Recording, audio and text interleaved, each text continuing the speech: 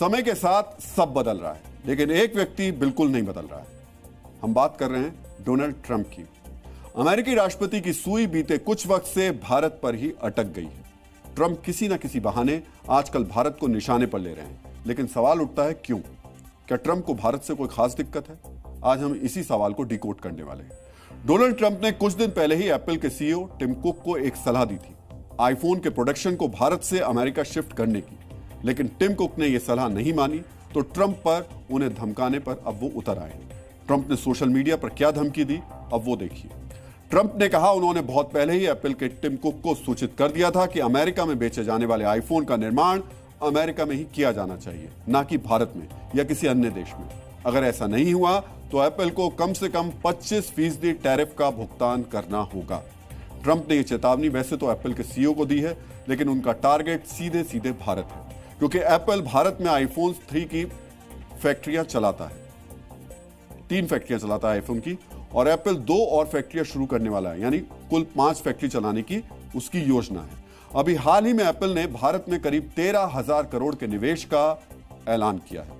ऐसे में ट्रंप की यह धमकी सीधे सीधे भारत के खिलाफ देखी जा रही है। ट्रंप सीधे सीधे भारत में किया गया यह सारा निवेश अमेरिका लेकर जाना चाहते हैं। सवाल उठता है कि ट्रंप को मेक इन इंडिया से डर लग रहा है?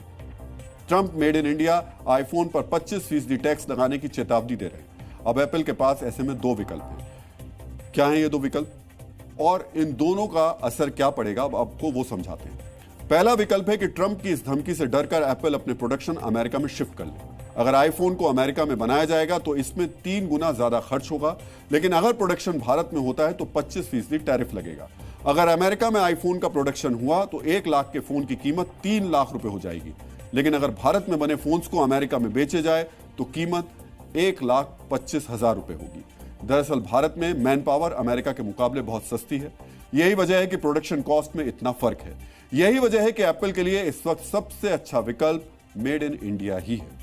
इस गणित को ट्रंप भी समझते हैं। शायद यही वजह है कि वो साम दाम दंड भेद लगाकर किसी भी तरह आईफोन प्रोडक्शन को भारत से उठाकर अमेरिका में शिफ्ट करना चाहते हैं।